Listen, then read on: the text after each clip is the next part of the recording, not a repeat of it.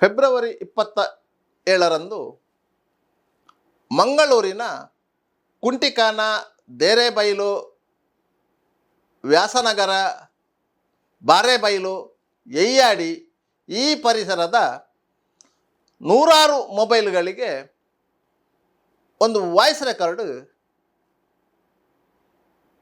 ಹರಿಯತೊಡಗಿತ್ತು. ಆ voice record ಈ ರೀತಿಯಾಗಿ ಇದೆ.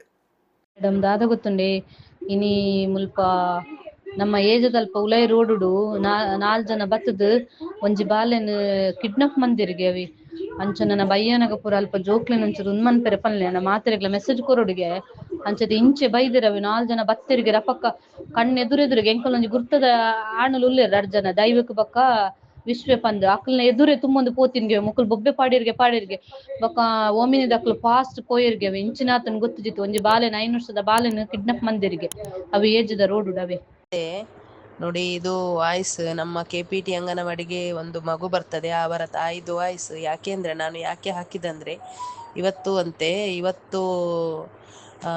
ಬಾರೆಬೈಲ್ ನಮ್ಮ ಕೆಳಗೆ AJಗೆ ಹೋಗುವ ದಾರಿ ಹತ್ರ AJ ಹಾಸ್ಪಿಟ್ಲಿಗೆ ಹೋಗುವ ದಾರಿ ಉಂಟು ನೋಡಿ, ಅಲ್ಲಿ ಅಂತೆ ಇವತ್ತು 4 ಮಂದಿ ಹೋಮಿನಿಯಲ್ಲಿ ಬಂದಂತೆ ಅಲ್ಲಿ ಆಡ್ತಿದ್ರಂತೆ ಮಕ್ಕಳು.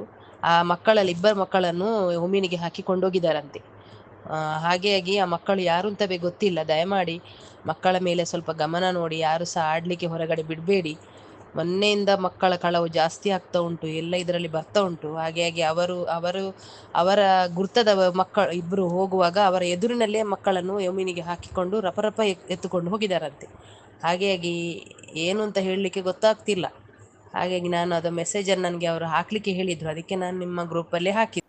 ಈ ವಾಯ್ಸ್ ರೆಕಾರ್ಡ್ನ ಪ್ರಕಾರ ಕುಂಟಿಕಾನ ಜಂಕ್ಷನ್ ಬಳಿಯಿಂದ 5 ವರ್ಷ ಪ್ರಾಯದ ಶಾಲಾ ಬಾಲಕನೊಬ್ಬನನ್ನು ಮಾರುತಿ ಓಮಿನಿ ವ್ಯಾನ್ನಲ್ಲಿ 4 ಕಿಡ್ನ್ಯಾಪ್ ಮಾಡಿದ್ದಾರೆ. ಜನರು ನೋಡುತ್ತಿದ್ದಂತೆಯೇ ಅವರು ಬಾಲಕನನ್ನು ಎತ್ತಿಕೊಂಡು ಹೋಗಿದ್ದಾರೆ. ಆದ್ದರಿಂದ ಶಾಲೆಗೆ ಹೋಗಿರುವಂಥ ಮಕ್ಕಳು ಮನೆಗೆ ಬರುವ ಸಂದರ್ಭದಲ್ಲಿ ಆ ಮಕ್ಕಳ ಹೆತ್ತವರು ಜಾಗರೂಕರಾಗಿರಬೇಕು ಎನ್ನುವಂಥ ತಾತ್ಪರ್ಯ ಆ ವಾಯ್ಸ್ ರೆಕಾರ್ಡಲ್ಲಿತ್ತು. ಸಹಜವಾಗಿಯೇ ಮಕ್ಕಳ ಹೆತ್ತವರಿಗೆ ಆತಂಕ ಸೃಷ್ಟಿಯಾಯಿತು. ಈ ವಾಯ್ಸ್ ರೆಕಾರ್ಡು ಬೇರೆ ಬೇರೆ ಮೊಬೈಲ್ಗಳಲ್ಲಿ ಮರುಪ್ರಸಾರ ಆಗುತ್ತಾ ಹೋದಾಗೆ ಪೊಲೀಸರ ಗಮನಕ್ಕೂ ಬಂತು. ಕದ್ರಿ ಪೊಲೀಸ್ ಠಾಣೆಯ ಇನ್ಸ್ಪೆಕ್ಟರ್ ಅನಂತ ಪದ್ಮನಾಭ ಮತ್ತವರ ಸಿಬ್ಬಂದಿಗಳು ತಕ್ಷಣ ಎಚ್ಚೆತ್ತುಕೊಂಡರು. ಮಂಗಳೂರು ನಗರ ಪೊಲೀಸ್ ಆಯುಕ್ತ ಸುಧೀರ್ ಕುಮಾರ್ ರೆಡ್ಡಿ ಅವರು ಸಹ ತಕ್ಷಣ ಪೊಲೀಸರಿಗೆ ಸೂಚನೆ ನೀಡಿ ಆ ವಾಯ್ಸ್ ರೆಕಾರ್ಡ್ನ ಸತ್ಯಾಸತ್ಯತೆಯನ್ನು ಪರಿಶೀಲಿಸುವಂತೆ ಸೂಚಿಸಿದರು. ಕದ್ರಿ ಇನ್ಸ್ಪೆಕ್ಟರ್ ಅನಂತ ಪದ್ಮನಾಭ ಮತ್ತವರ ಸಿಬ್ಬಂದಿಗಳು ತಕ್ಷಣ ಘಟನೆ ನಡೆದ ಸ್ಥಳ ಎಂದು ಹೇಳಲಾಗುತ್ತಿದ್ದಂಥ ಕುಂಟಿಕಾನ ಜಂಕ್ಷನ್ಗೆ ಬಂದು ಅಲ್ಲಿದ್ದಂತಹ ಅಂಗಡಿಯವರು, ರಿಕ್ಷಾ ಚಾಲಕರು ಎಲ್ಲರನ್ನ ವಿಚಾರಣೆ ಮಾಡಿದರು. ಆದರೆ ಯಾರಿಗೂ ಆ ಘಟನೆಯ ಬಗ್ಗೆ ಅರಿವು ಇರಲಿಲ್ಲ. ಹಾಗಾದರೆ ವದಂತಿ ಸೃಷ್ಟಿಯಾದದ್ದು ಹೇಗೆ ಎನ್ನುವುದು ಅಚ್ಚರಿಕರ ವಿಚಾರ. ಪೊಲೀಸರು ಕುಂಟಿಕಾನ ಜಂಕ್ಷನ್ನಲ್ಲಿರುವಂತಹ ಸೈಂಟ್ ಆನ್ಸ್ ಶಾಲೆ ಇದೆ. ಆ ಶಾಲೆಯ ಪಕ್ಕದಲ್ಲಿ ಹೈವೇ 66 ಎನ್ನುವಂಥ ಬಾರ್ ಇದೆ. ಅದರ ಸುತ್ತಮುತ್ತ ಅಂಗಡಿಗಳಿವೆ.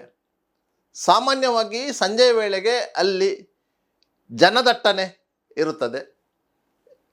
ಇಂತಹ ಸಂದರ್ಭದಲ್ಲಿ ಶಾಲೆಯಿಂದ ಹೊರಟಂಥ ಮಗುವನ್ನು ಮಾರುತಿ ಓಮ್ನಿ ಕಾರಲ್ಲಿ ಅಪಹರಣ ಮಾಡಲಿಕ್ಕೆ ಸಾಧ್ಯ ಇಲ್ಲ ಎನ್ನುವಂತಹ ತೀರ್ಮಾನಕ್ಕೆ ಪೊಲೀಸರು ಬಂದಿದ್ದರಾದರೂ ಸಹ ಪರಿಶೀಲನೆ ಅಗತ್ಯ ಇತ್ತು ಎನ್ನುವ ಕಾರಣಕ್ಕಾಗಿ ಪೊಲೀಸರು ಸತತವಾಗಿ ಆ ಪ್ರದೇಶದಲ್ಲಿದ್ದಂತಹ 10 ಹಲವು ಮಂದಿಯನ್ನು ವಿಚಾರಿಸಿದರೂ ಆ ವದಂತಿಗೆ ಯಾವುದೇ ಪುಷ್ಟಿ ನೀಡುವಂತಹ ಘಟನೆಗಳು ನಡೆಯಲಿಲ್ಲ. ಕೊನೆಗೆ ವದಂತಿ ಎಲ್ಲಿಂದ ಸೃಷ್ಟಿಯಾಯಿತು ಎನ್ನುವುದನ್ನು ಹುಡುಕಲು ಪೊಲೀಸರು ಹೊರಟಾಗ ಇಂತಹ ಒಂದು ಘಟನೆ ನಡೆದೇ ಇಲ್ಲ, ಅದು ಕೇವಲ ವದಂತಿ ಎನ್ನುವುದು ಸ್ಪಷ್ಟವಾಯಿತು. ಶಾಲೆಯಿಂದ ಬಂದಂತಹ ಬಾಲಕನೊಬ್ಬ ರಿಕ್ಷಾದಲ್ಲಿ ಒಂದು ಮಗು ಅಳ್ತಾ ಇತ್ತು ಎನ್ನುವುದನ್ನು ಇನ್ನೊಂದು ಬಾಲಕನ ಹತ್ರ ಹೇಳಿದ್ದಾನೆ. ಆ ಬಾಲಕ ಆ ಮಗು ಅಳ್ತಾ ಇತ್ತು ಎನ್ನುವಂತಹ ಒಂದು ವಿಚಾರವನ್ನೇ ತಪ್ಪಾಗಿ ಅರ್ಥೈಸಿಕೊಂಡು ರಿಕ್ಷಾವನ್ನು ಮಾರುತಿ ಓಮ್ನಿ ಕಾರಿಗೆ ಬದಲಾಯಿಸಿದ್ದಾನೆ. ಮಾರುತಿ ಮತ್ತೊಬ್ಬ ಬಾಲಕ ಈ ವಿಚಾರವನ್ನು ಮಾರುತಿ ಓಮಿನಿಯಲ್ಲಿ 4 ಮಂದಿ ಇದ್ದರು ಎನ್ನುವ ವಿಚಾರವನ್ನು ಸೇರಿಸಿದ್ದಾನೆ. ಕೊನೆಗೆ ಆ ಬಾಲಕ ತನ್ನ ತಾಯಿಗೆ ಈ ವಿಚಾರವನ್ನು ತಿಳಿಸಿದ್ದಾನೆ. ಆ ತಾಯಿ ಈ ವಿಚಾರ ಕೇಳಿ ಗಡಿಬಿಡಿ ಮಾಡಿಕೊಂಡು ತಕ್ಷಣ ತನ್ನ ಮೊಬೈಲ್ನಲ್ಲಿ ವಾಯ್ಸ್ ರೆಕಾರ್ಡ್ ಮಾಡಿ ಅದನ್ನು ಬಾರಬೈಲಿನ ಅಂಗನವಾಡಿಯ ಸಹಾಯಕಿಯೊಬ್ಬರಿಗೆ ಕಳುಹಿಸಿದ್ದಾರೆ. ಸಹಜವಾಗಿಯೇ ಅವರು ಆತಂಕರಾಗಿದ್ದಾರೆ. ಸಂಜೆ ವೇಳೆಗೆ ಶಾಲೆಯಿಂದ ಬರುವಂತಹ ಮಕ್ಕಳ ಬಗ್ಗೆ ಎಚ್ಚರ ವಹಿಸುವಂತೆ ಅವರು ವಾಯ್ಸ್ ರೆಕಾರ್ಡ್ ಮಾಡಿಕೊಂಡು ತನ್ನ ಅಂಗನವಾಡಿಯಲ್ಲಿ ಕಲಿಯುತ್ತಿರುವಂತಹ ಮಕ್ಕಳ ಹೆತ್ತವರಿಗೆ ಮತ್ತು ತನ್ನ ಮೊಬೈಲ್ನಲ್ಲಿ ಸಂಪರ್ಕದಲ್ಲಿರುವಂತಹ ಸಂಖ್ಯೆಗಳಿಗೆ ಆ ವಾಯ್ಸ್ ರೆಕಾರ್ಡನ್ನು ಬಿಟ್ಟಿದ್ದಾರೆ. ಯಾವಾಗ ಶಾಲಾ ಬಾಲಕನೊಬ್ಬನನ್ನು ಮಾರುತಿ ಓಮ್ನಿ ಕಾರಿನಲ್ಲಿ ಬಂದಂಥ ತಂಡ ಅಪಹರಿಸಿದೆ ಎನ್ನುವಂತಹ ವಾಯ್ಸ್ ರೆಕಾರ್ಡು ಅರಿಯತೊಡಗಿತ್ತು, ಸಹಜವಾಗಿಯೇ ಆತಂಕ ಸೃಷ್ಟಿಯಾಗಿದೆ. ಮಕ್ಕಳ ಹಿತದೃಷ್ಟಿಯಿಂದ ಹಲವು ಮಂದಿ ಆ ವಾಯ್ಸ್ ರೆಕಾರ್ಡನ್ನು ಹರಿಯಬಿಟ್ಟರು. ಕೊನೆಗೆ ಅದು ಪೊಲೀಸರ ಗಮನಕ್ಕೆ ಬಂತು. ಮಂಗಳೂರು ನಗರ ಪೊಲೀಸ್ ಆಯುಕ್ತ ಸುಧೀರ್ ಕುಮಾರ್ ರೆಡ್ಡಿ ಅವರ ಗಮನಕ್ಕೆ ಬಂತು. ತಕ್ಷಣ ಪೊಲೀಸ್ ತನಿಖೆ ಆರಂಭವಾಯಿತು. ಯಾಕಂತ ಹೇಳಿದರೆ ಅದು ಗಂಭೀರ ಪ್ರಕರಣ. ಪೊಲೀಸರು ನಿರ್ಲಕ್ಷ್ಯ ಮಾಡುವಂತೆ ಇರಲಿಲ್ಲ.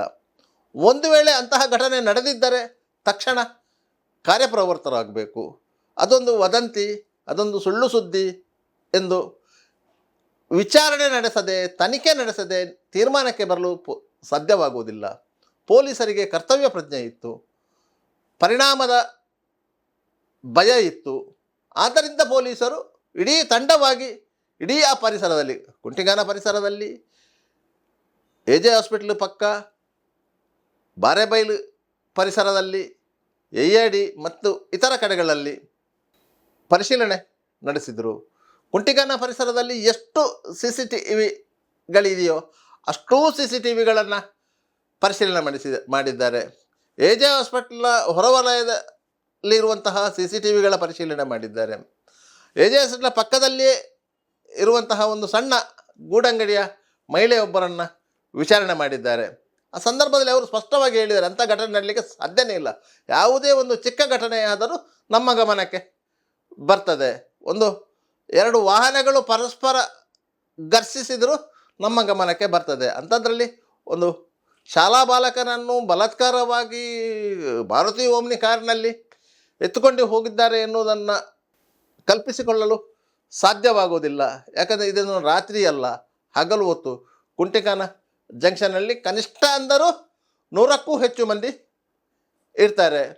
ಅದು ಎಜೆ ಹಾಸ್ಪಿಟ್ಲಿಗೆ ಬಂದವರಿರ್ಬೋದು, ಕುಂಟಿಗಾನ ಪರಿಸರದಲ್ಲಿರುವಂತಹ ಸಾರ್ವಜನಿಕರಿರ್ಬೋದು, ಬಸ್ಸಿಗೆ ಕಾಯುತ್ತಿರುವವರಿರ್ಬೋದು, ಬಸ್ಸಿಗೆ ಹತ್ತುವವರಿರ್ಬೋದು, ಅಲ್ಲಿಯೇ ಪೊಲೀಸ್ ಕಾನ್ಸ್ಟೇಬಲ್ ಒಬ್ಬರು ಸಂಚಾರ ನಿರ್ವಹಣೆ ಮಾಡ್ತಾ ಇದ್ದಾರೆ. ಆದ್ದರಿಂದಾಗಿ ಯಾರಿಗಾದರೂ ಒಂದು ಗಮನಕ್ಕೆ ಬಂದೇ ಬರ್ತದೆ. ಇದು ಯಾವುದೋ ಒಂದು ರಿಕ್ಷಾದಲ್ಲಿ ತಮ್ಮ ಹೆತ್ತವರೊಂದಿಗೆ ಹೋಗುತ್ತಿದ್ದ ಮಗು ಯಾವುದೋ ಕಾರಣಕ್ಕೆ ಕೂಗಿದ್ದನ್ನು ಶಾಲಾ ಬಾಲಕನೊಬ್ಬ ಆಲಿಸಿಕೊಂಡು ಆತನ ಮನಸ್ಥಿತಿಗೆ ಸರಿಯಾಗಿ ಅದನ್ನು ಇನ್ನೊಬ್ಬ ಬಾಲಕನಿಗೆ ಹೇಳಿ, ಆ ಬಾಲಕ ಮತ್ತೊಬ್ಬನಿಗೆ ಹೇಳಿ, ಅಲ್ಲಿಂದ ಅದು ಬಾಲಕನ ತಾಯಿಗೆ ಹೋಗಿ, ಅಲ್ಲಿಂದ ಅಂಗನವಾಡಿಯ ಟೀಚರ್ ಅವರ ಗಮನಕ್ಕೆ ಬಂದು ಅವರು ಸಹಜವಾಗಿಯೇ ಆತಂಕಗೊಂಡು ವಾಯ್ಸ್ ರೆಕಾರ್ಡನ್ನು ಬಿಟ್ಟು ಇಷ್ಟೆಲ್ಲ ಗೊಂದಲಗಳಿಗೆ ಕಾರಣವಾಯಿತು. ಒಟ್ಟಾರೆಯಾಗಿ ಜನರ ಸಮಯ ಪ್ರಜ್ಞೆ ಈ ಪ್ರಕರಣದಲ್ಲಿ ಎದ್ದು ಕಾಣ್ತಿದೆ. ಮಗು ಯಾವ ವಿಚಾರದಲ್ಲಿ ಆತಂಕಗೊಂಡು ಇನ್ನೊಬ್ಬರೊಟ್ಟಿಗೆ ಹಂಚಿಕೊಂಡಿದ್ದು, ಅಂತಹ ವಿಚಾರಗಳು ಇನ್ನೊಬ್ಬರ ಕಿವಿಗೆ ಬಿದ್ದು ಅದು ಬೇರೆ ರೀತಿಯಲ್ಲಿ ಸ್ಪ್ರೆಡ್ ಆದಾಗ, ಸಾರ್ವಜನಿಕವಾಗಿ ಆತಂಕ ಸೃಷ್ಟಿಯಾಗುವಂತಹ ಪ್ರಕರಣ ಆಗಿದ್ದರಿಂದ ಸಹಜವಾಗಿ ಅಂಗನವಾಡಿಯ ಟೀಚರ್ ಅವರು ವಾಯ್ಸ್ ರೆಕಾರ್ಡನ್ನು ಬಿಟ್ಟದ್ದು. ಯಾಕಂತ ಹೇಳಿದರೆ ಮಕ್ಕಳ ಹೆತ್ತವರು ಎಚ್ಚರವಾಗಿರಬೇಕು ಎನ್ನುವ ಕಾರಣಕ್ಕಾಗಿಯೇ ಹೊರತು ಒಟ್ಟಾರೆಯಾಗಿ ಸಮಾಜದಲ್ಲಿ ಗೊಂದಲ ಸೃಷ್ಟಿ ಮಾಡಬೇಕು ಅಂತ ಅಲ್ಲ. ಯಾಕಂತ ಹೇಳಿದರೆ ಅದರಲ್ಲಿ ಅವರ ಯಾವ ತಪ್ಪು ಇರಲಿಲ್ಲ. ಪೊಲೀಸರು ಮಾತ್ರ ಆ ಸಂದರ್ಭದಲ್ಲಿ ಸಿಕ್ಕಿದ ಮಾಹಿತಿಯನ್ನು ಆಧರಿಸಿಕೊಂಡು ನಡೆಸಿದಂತಹ ತನಿಖೆ ಎಲ್ಲರೂ ಮೆಚ್ಚುವಂಥದ್ದು. ಯಾಕಂತ ಹೇಳಿದರೆ ಪೊಲೀಸರಿಗೂ ಸಹ ಇಂತಹ ಘಟನೆ ಆ ಪ್ರದೇಶದಲ್ಲಿ ನಡೆಯಲಿಕ್ಕೆ ಸಾಧ್ಯ ಇಲ್ಲ ಎನ್ನುವಂತಹ ವಿಶ್ವಾಸ ಇತ್ತು, ನಂಬಿಕೆ ಇತ್ತು. ಆದರೂ ಸಹ ಆ ವದಂತಿಯನ್ನು ಕ್ರಾಸ್ ಚೆಕ್ ಮಾಡುವಂತಹ ಪ್ರಯತ್ನವನ್ನು ಪೊಲೀಸರು ಮಾಡಿದರು. 10 ಹಲವು ಮಂದಿಯನ್ನು ವಿಚಾರಿಸಿದರು. ಯಾವುದೇ ರೀತಿಯ ಸುಳಿವುಗಳು ಲಭ್ಯವಾಗಲಿಲ್ಲ. ಕೊನೆಗೆ ಆ ಬಾಲಕನನ್ನೂ ವಿಚಾರಿಸಿದರು. ಆ ಬಾಲಕನಿಂದ ಮತ್ತೆ ಯಾವ ಬಾಲಕ ಅವನನ್ನೂ ವಿಚಾರಿಸಿದರು. ಅವರನ್ನೆಲ್ಲ ಮಕ್ಕಳನ್ನು ವಿಶ್ವಾಸಕ್ಕೆ ತೆಗೆದುಕೊಂಡರು. ಅಂಗನವಾಡಿಯ ಟೀಚರ್ ಅವರನ್ನು ವಿಚಾರಿಸಿದರು. ಅಂಗನವಾಡಿ ಟೀಚರ್ ಅವರಿಗೆ ಯಾವ ಬಾಲಕನ ತಾಯಿ ವಾಯ್ಸ್ ರೆಕಾರ್ಡ್ ಕಳಿಸಿದ್ದಾರೋ ಅವರನ್ನೂ ವಿಚಾರಿಸಿದರು. ತದನಂತರ ಪೊಲೀಸರು ಸಹ ಒಂದು ನಿರ್ಧಾರಕ್ಕೆ ಬಂದದ್ದು. ಇದೇ ಸಂದರ್ಭದಲ್ಲಿ ನಗರ ಪೊಲೀಸ್ ಆಯುಕ್ತರು ವಾಸ್ತವ ಸ್ಥಿತಿಯನ್ನು ಅರಿತು ತನ್ನದೇ ಫೇಸ್ಬುಕ್ ಲೈವ್ ಮೂಲಕ ಇಂಥ ಘಟನೆ ನಡೆದಿಲ್ಲ, ಪೊಲೀಸರು ಎಲ್ಲ ರೀತಿಯ ವಿಚಾರಣೆ ಮಾಡಿದ್ದಾರೆ, ತನಿಖೆ ಮಾಡಿದ್ದಾರೆ, 10 ಹಲವು ಮಂದಿಯನ್ನು ವಿಚಾರಿಸಿದ್ದಾರೆ, ಇಂಥ ಘಟನೆ ನಡೆದಿಲ್ಲ ಎಂದು ಸ್ಪಷ್ಟನೆ ನೀಡಿದರು. ಅಲ್ಲದೆ ಈ ವದಂತಿಯನ್ನು ನಂಬೇಡಿ, ಈಗ ವೈರಲ್ ಆಗಿರುವಂತಹ ವಾಯ್ಸ್ ಮೆಸೇಜ್ಗಳನ್ನು ಯಾರು ಫಾರ್ವರ್ಡ್ ಮಾಡಬೇಡಿ. ಯಾಕಂತ ಹೇಳಿದರೆ ಇವತ್ತು ಕುಂಟಿಗಾನದಲ್ಲಿ ಆಗಿದೆ ಅಂತ ಇರುವಂತಹ ಈ ವಾಯ್ಸ್ ಮೆಸೇಜ್ ಬೇರೆ ಪ್ರದೇಶಕ್ಕೆ ಹೋದಾಗ ಅಲ್ಲಿ ಮತ್ತೊಂದು ಸ್ಥಳದ ಹೆಸರನ್ನು ಸೇರಿಸಿ ಅದನ್ನು ವೈರಲ್ ಮಾಡುವ ಸಾಧ್ಯತೆಗಳಿವೆ. ಯಾಕಂತ ಹೇಳಿದರೆ ಎಲ್ಲರ ಕೈಯಲ್ಲೂ ಆಂಡ್ರಾಯ್ಡ್ ಸೆಟ್ಗಳು ಇರುವುದರಿಂದ ಎಲ್ಲರೂ ಸಹ ಇಂತಹ ಮೆಸೇಜ್ಗಳನ್ನು ಕುತೂಹಲದಿಂದ ಆಸಕ್ತಿಯಿಂದ ಕೇಳುವುದರಿಂದ ಸಮಾಜದಲ್ಲಿ ಅಶಾಂತಿ ಸೃಷ್ಟಿಸಲು ಸಾಧ್ಯವಾಗುತ್ತದೆ ಎನ್ನುವುದು ಅವರ ಕಾಳಜಿಯಾಗಿತ್ತು. ಆದ್ದರಿಂದಾಗಿ ಕ್ಷಣ ಮಾತ್ರದಲ್ಲಿ ಹಬ್ಬಿದಂತಹ ಒಂದು ವಾಯ್ಸ್ ಮೆಸೇಜ್ ಒಂದಷ್ಟು ಸಮಯಗಳ ಕಾಲ ತಲ್ಲಣವನ್ನು ಸೃಷ್ಟಿ ಮಾಡಿತು. ಆದರೆ ಕದ್ರಿ ಇನ್ಸ್ಪೆಕ್ಟರ್ ಅನಂತ ಪದ್ಮನಾಭ ಅವರ ಸಮಯೋಚಿತ ಕರ್ತವ್ಯ ಪ್ರಜ್ಞೆ ಮತ್ತು ಅವರ ಸಿಬ್ಬಂದಿಗಳ ಕಾರ್ಯತತ್ಪರತೆ ಈ ವದಂತಿ ಸುಳ್ಳು ವದಂತಿ ಎನ್ನುವುದನ್ನು ಸಾಬೀತುಪಡಿಸಿದೆ.